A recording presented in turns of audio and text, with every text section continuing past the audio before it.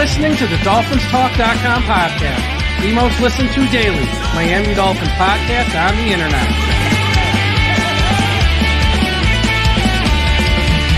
Miami's got the Dolphins, the greatest of all. Come on, Dolphins fans. Time to fins up. We're in the air, we're on the ground, we're always in control. And when you say Miami, you're talking Super Bowl. Cause we're the Miami Dolphins, Miami Dolphins, Miami Dolphins number one. Miami Dolphins, Miami Dolphins, Miami Dolphins number one.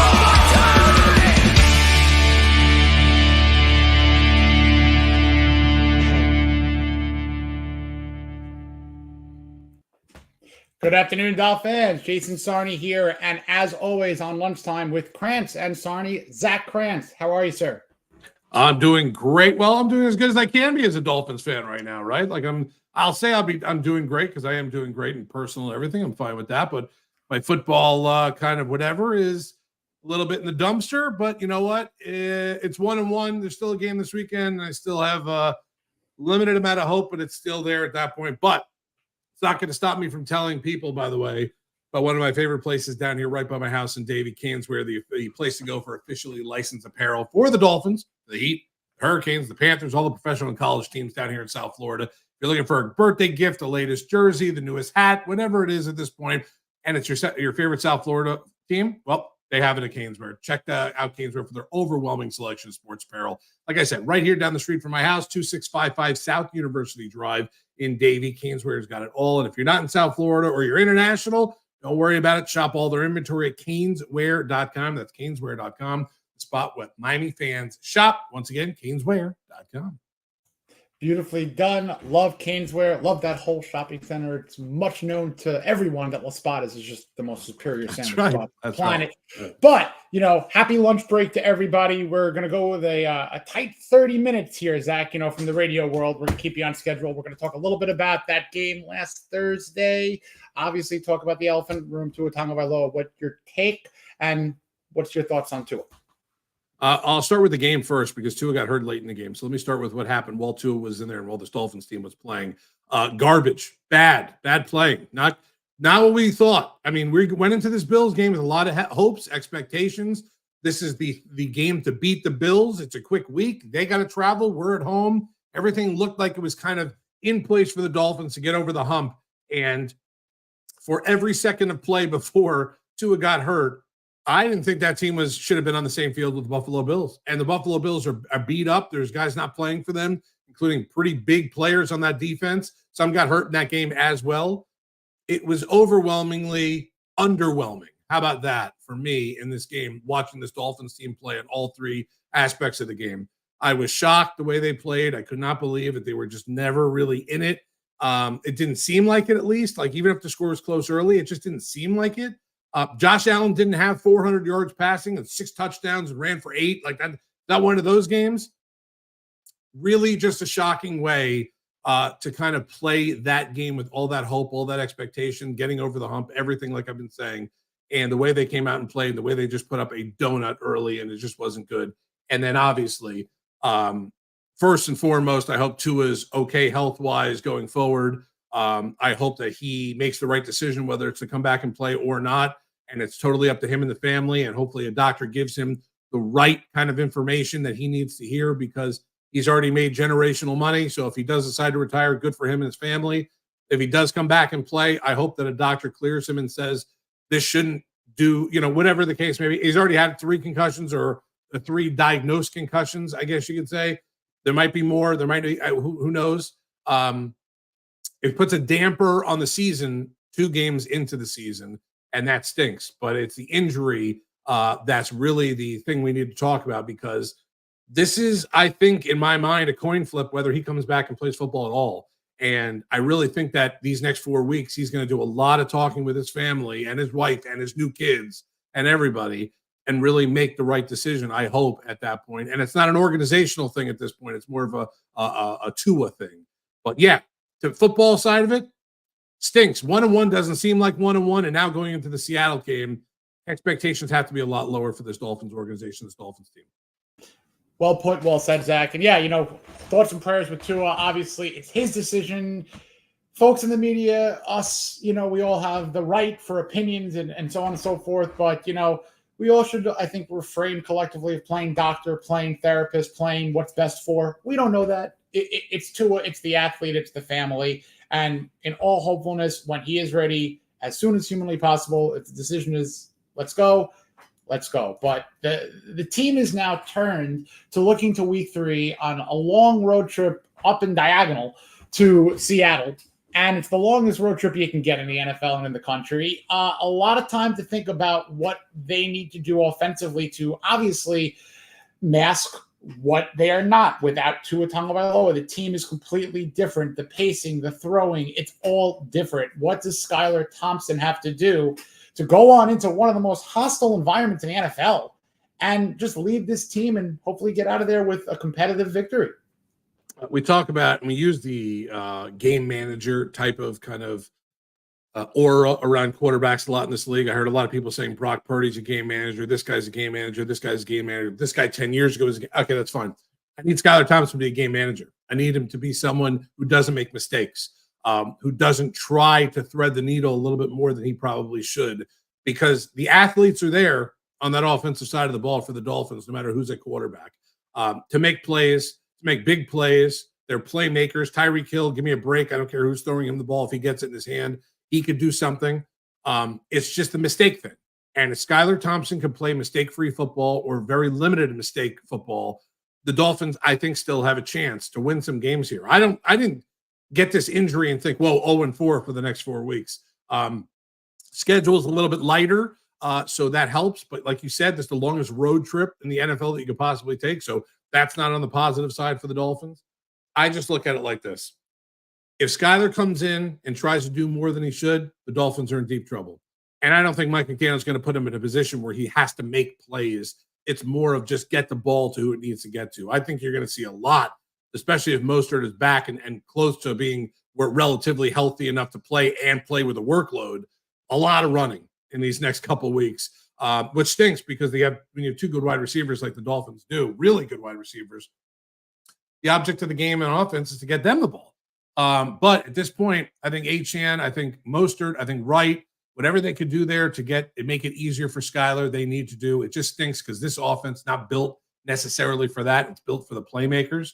And if you can't get Tyreek and Jaylen the ball, obviously the other teams have an advantage every week for the next couple of weeks or whatever until Tua either comes back or decides to say, I'm not coming back. So, yeah, you want to win this game? Skylar's got to play mistake-free football. Defense has got to pick it up. Offensive line has got to play better than they did in these first 2 games. I know there's been times, and even PFF ranked, the 2, Armstead and Austin Jackson after week 1, like 2 of the best, offensive linemen in the league. All right, I get it. Stats, this, that, analytics. It didn't necessarily look like it for the first 2 weeks that these guys were all graded high or whatnot. And I know PFF and me, we could argue all day long on that. But from my eyes and my eyeballs, I saw a pretty bad offensive line last week, and they got to get better. With that all said, comes back to one person, Skylar Thompson, and now Mike McDaniel in his ear the whole game. Mistake-free football can equal wins. Mistakes can equal a lot of losses and a loss of a season if it gets bad in the next month. Seattle is a team that on the road, in that hostile environment, adding the backup quarterback component, it can get ugly quick, really ugly. And look, let's throw it out there. They have faced 2 rookie quarterbacks so far. They have faced, subpar people, respectfully, at the moment. Mm-hmm. So it's not like when you look at the numbers that they're world beaters, but they've done exactly what they've expected themselves to do. But they've done it quite well. Specifically, and again, rookie quarterback, whatever, I know the competition, but 50% of the defensive drives that they've had, Seattle, half of them have resulted in a 3 and out. So that doesn't just tell me that they could beat, lower tier quarterback. They can dominate. They can get them off the field. They can do their business. Now, Seattle also has injuries to consider themselves too, with Kenneth Walker III being out. So you might have to look to Zach Charbonnet as a runner.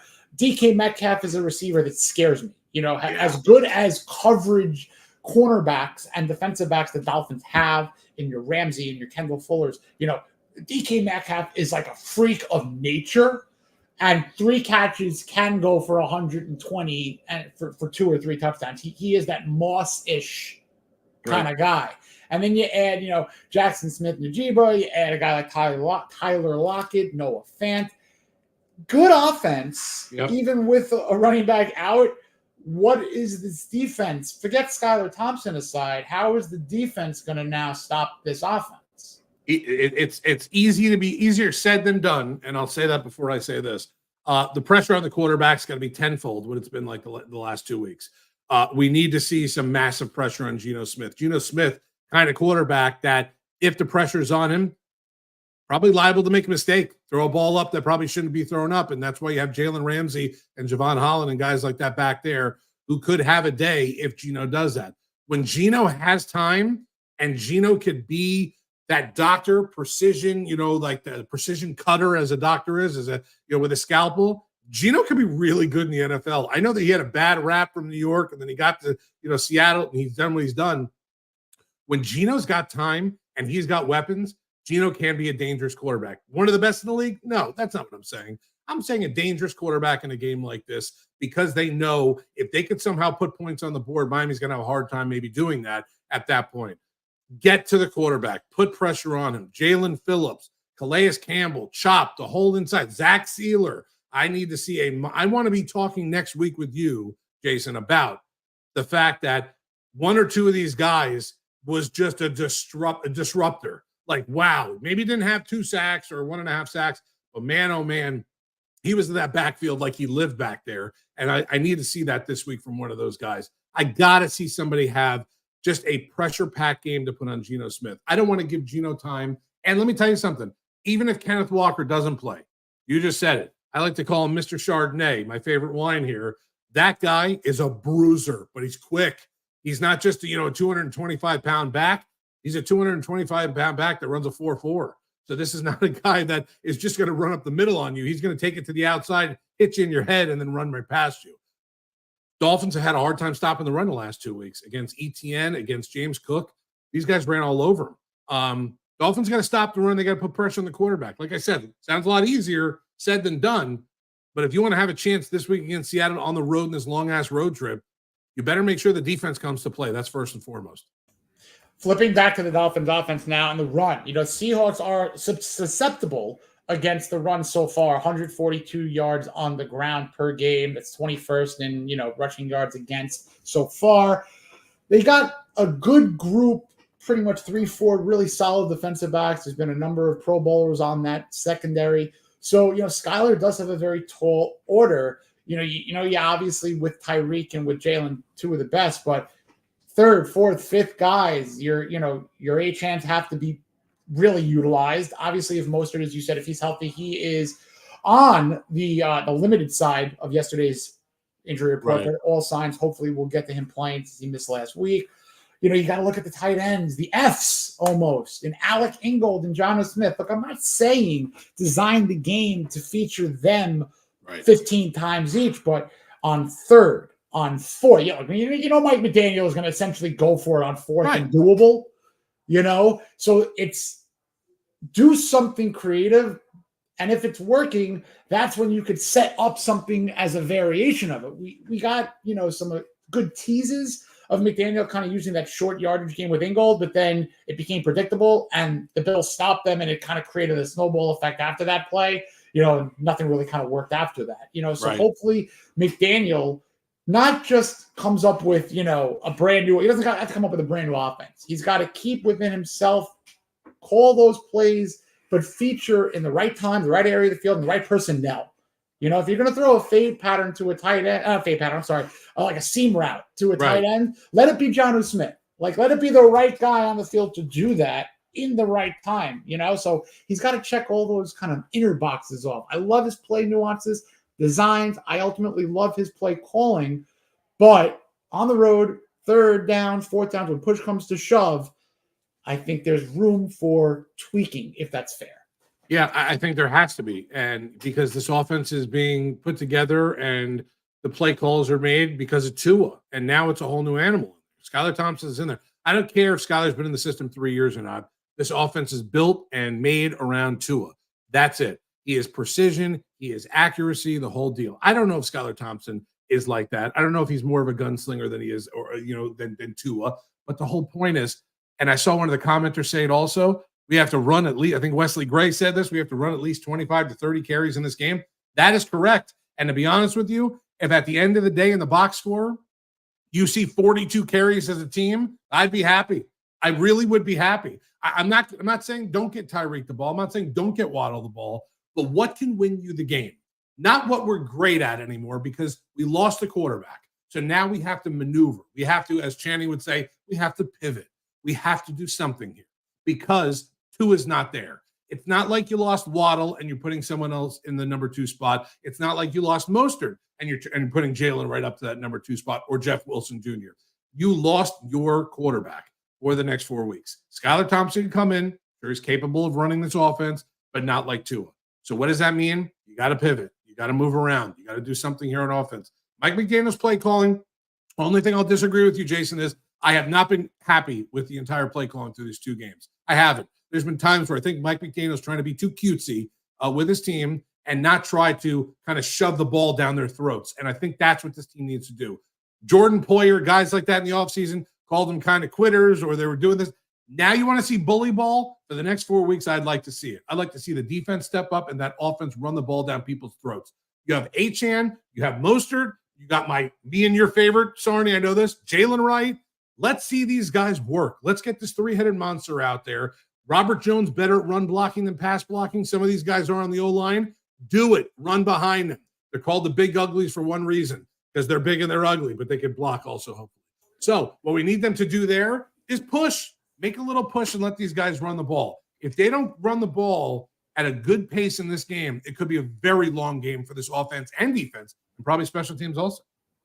You're absolutely right. And, intangibles, they call it the 12th man in Seattle, right? Well, that decibel level, the audio component of any quarterback, a starter, a most seasoned veteran going in, if you have to audible, it's third and medium, you got to call a hot ride, and something's got to be communicated. You call a timeout in the third quarter when you can't, because you have to go talk it over. The best way to circumvent that is to just say, screw it, we're running. And you shut up the crowd and you extend the drive. You make an exhausted defense more tired whilst having to now go through 4 more plays at the very least, or even give up points. So the running component, yes. And I saw what it was said in the chat. Let's give him credit. I think you did already, Wesley. Yeah. Right. Run at least 25 to 30 times. When obviously you could say the Dolphins and Mike McDaniel have had success when they've done that. Sure, it could be they're up, they're running, we get it. But what about the times when they've won games because they've been dominant on the run? Right. Or even the long handoff to Devon Achane. 14 of 14 targets, 14 receptions. He has more yards after the catch than net yards receiving, which means every time he touches the ball, he's just going to go crazy with yards after the C, and it's just feature him. Maybe not run him up the middle or give him handoffs, but give him touches. I don't necessarily would love to see 22 carries from him as much as I would love to see 25 touches. And that could literally be 10 catches, to 15 carries. I'm fine with that. Because if you can get him on the outside and just, as we've seen, you don't necessarily need to maybe take a hit, just scamper out of bounds. Just get your 7, get your 9, get your first, move the chains, get out of bounds. Be smart. I don't care about being pretty, being long ball. Right. Grounded game. Be grounded, metaphorically, literally, figuratively. A grounded offense, short plays. Skylar's got to be put in absolute position to not make mistakes. You said that earlier. And this game could very well come down to bring it all back, special teams. It could be that Jake Bailey field flip punt, which, kudos to him. He has now, this might be a shocker, he has crept up into the all-time top 5 of Dolphins in net overall punt yardage. So kudos to him for having a good start when called upon. And I can't speak enough of the clutch component of Jason Sanders. He very well could be a guy where you need every point you can get. This could be a 17-14. This could be a 16-14 kind of weird game. It could be a scoregami. It could be a AAA affiliate baseball score. Who knows? What are your thoughts on special teams on what they need to do. And even the return coverage aspects. We didn't see any return situations this game. Right. Love to see it. There's playmakers out there. At that point, that's maybe where you use some of your playmakers in that kick return or punt return type of situation. Special teams has, God, is it weird to say it's been the one kind of bright spot for this team for a couple of weeks here. Jake Bailey has turned my head into saying he's the guy at this point. He's been great. Jason Sanders, outside of a couple misses, has hit some really big field goals for this team. Without him, they'd be 0-2. Yeah, if that aspect cannot change and just stays the same and gets better as the season progresses, they're going to be okay there. Because if you have all three phases of your football team that are kind of out of sync, you're done. You're toast. Defense, not out of sync yet. Offense, totally out of sync because of no Tua. But we'll see what happens this week to see how much Skylar Thompson keeps them afloat. Special teams, been the bright spot. It really has been for this team. And it's more of the kicker and the punter than it is any of the return stuff because you haven't seen a lot of that. But, man, if you don't have to worry on fourth down about Jake Bailey or fourth down on offense when you got to kick that 52-yard field goal or 48-yard field goal and you know it's money in the bank, that's got to make Skylar Thompson a little bit happier also. So just in case he doesn't make that third down play and they got to get the defense back on the field, Jake Bailey's going to take care of it and put them, within the 10-yard line. Perfect. Thank you very much for that. Or you made it close enough where can we bring Jason Sanders out here? We roll him out here for a 52, 53-yard field goal because we need some points on the board. No problem. Jason Sanders is going to come out there more than likely hit that for you. That is a very good aspect to have on this team right now. I hope we don't have to do too much special teams because that means the offense isn't working too much. But you don't have to worry about it. And Skylar's got that in his back pocket. That'll help this team out a little bit, especially in this next month or so or longer when we're waiting for Tua to make his decision to come back or not. It's just amazing to me that we're 2 weeks into the season and this is where we're at. It'd be one thing if we were week 13, things weren't going the right way and we're there. But man, oh man, this has just been an interesting couple days since the Tua injury to think about this team and think about the future of this team. And I don't mean 5 years from now. I mean the future meaning 4 or 5 weeks from now, 6 weeks from now, 8 weeks from now to see what this team's going to look like. And listen, they're not as banged up as Seattle. I don't know if you saw I know, Sarney, you saw the injury list. Seattle put out their injury list yesterday, and it looked like a novel. It looked like a Mario Puzo novel that they just put out on the next Godfather movie. Like, it was just ridiculous. So, yeah, okay. If we have to look at positives in that way, I hope Kenneth Walker doesn't play. That's good for the defense. I hope these guys don't. I don't wish injuries upon anybody. That's not me. But the injury list does come out, and guys are banged up. And if this is the help the Dolphins need on that for this game and the special teams for this game, I'll take anything I can get right now because I don't want to show up here in 6 weeks, 5 weeks from now, and me and you were talking about what are the best prospects for the draft because it looks like the Dolphins will be talking top 10. There's nothing more boring, nothing more humiliating for a franchise, and honestly, nothing more that I hate doing. And I'm a draft. I love the draft. Oh, I could watch all 3 days, every minute of it. And I'm a draft dork. But I don't want my team talking about a draft before Halloween or before Thanksgiving if we don't have to. So let's pick it up a little bit on the other sides and hope everything stays afloat for the next month. Yeah, as much as the draft is enjoyable to talk about, you'd like to talk about it when things are all said and done. You already know the number. You already know that, all right, we're picking 22, whatever. Not, well, we're on the clock now, and you know what? My kid doesn't even have a Halloween costume yet, and it's September. Right. We don't or Jason, or worse, if the hits the fan in the next 6 weeks, and maybe we're not totally trustworthy. What if that first-round pick next year turns into a damn quarterback because you have to worry about the future of your franchise? These are the things that popping through my head as a radio guy for 20 years. And basically every year we were talking about the draft by November or close to it. At least I thought this team was in the right position. I know that you can't, an injury is going to happen or it's not going to happen. It's not like you can plan for it. But man, oh man, when it happens to your quarterback and it happens in a season where you think everything's on the line and now we got to wait a month or so to see if everything can get back into place, it's depressing, man. I love the Dolphins. I love this franchise. We could talk about who needs to go and who needs for this later on in these podcasts later on in the season. But the closer we get to losing and the closer we get to all this, the closer we're going to come to talking about that. And I hate it.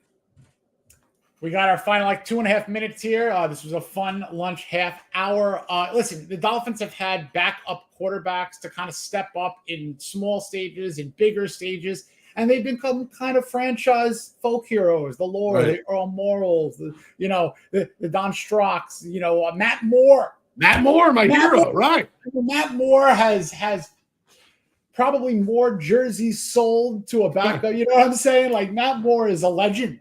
Right. And Skylar Thompson doesn't need to do so much in the next, let's hope, 4 games, 5 games, whatever it is. But he goes 3-2, 3-1. What if he has a winning record and throws more touchdowns a bit? If it doesn't need to be pretty, but he could be a legend. No, listen, and the commenters are right. The sky's not falling. It's not dead. Like, the season's not over. It's it's still early. It's not, and I get it, and I feel like I'm talking a little bit with that in the aura of my talk. It's not. I'm upset. I'm a Dolphins fan. I wanted to see Tua have a big season. I wanted this offense to shine. I wanted to see what it could be like. But the truth of the matter is that without him in there, you have to look at everything else around and say, is it good enough?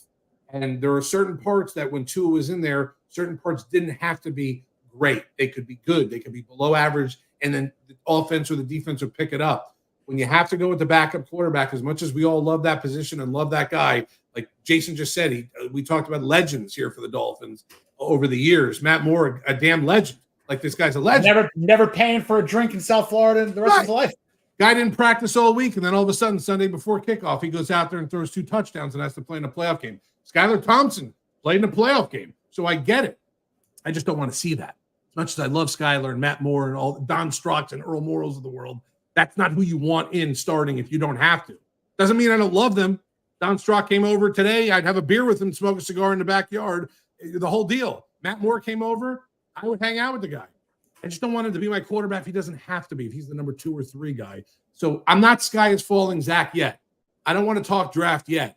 The problem is that there's 2 paths that are not going to happen. There's no medium path. There's the really good path or the really bad path in my mind. And we are at the brink of what path this team is going to go down. And it starts on Sunday. I hope I am 100% wrong. And Skylar Thompson comes on here on this noon broadcast that we have every Thursday. And we have him as a guest. And he goes, Zach, told you so. And I'll be the happiest person and eat all of my words at that point. Make it happen, Captain. If that happens, I'm going to be asking you that first question around probably like 6:50, 7 o'clock on Sunday. So we'll let you get out of here. But really quick, 30 seconds, we have to congratulate that man, Richmond Webb, for being on the list of the semifinalists for the NFL Hall of Fame. But look, I don't know if we have any fans in the Pro Football Hall of Fame in Canton, but we all humbly, hat in hand, ask you to just do the right thing. Look at the company. He is the only one on the not all-decade team, not in the Hall of Fame. He is the most dominant left tackle against Bruce Smith, the most dominant pass rusher for my money next to your Reggie Whites or your Lawrence Taylors. But the man made him mortal. Right.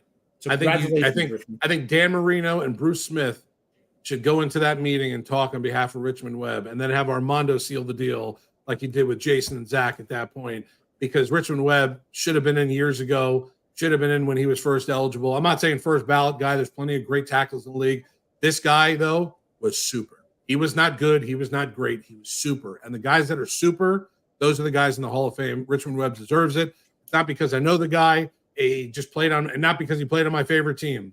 It's because I watch football. And if we had a Richmond Webb right now on this team, like for the last 10 years, we would never have to worry about that position. When you have a guy like that, you never have to worry about what's happening on the left side. Ask Bruce Smith, one of the greatest to ever do what he did. And Bruce Smith said, every time we played the Dolphins, I knew I had the biggest headache in my life coming up ready for that game because of one person, Richmond Webb. Not because of the help of the guard or the pulling of the center, because Richmond Webb with 2 hands could stop Bruce Smith. In my mind, you could do that. You're damn Superman. You should be in the Hall of Fame.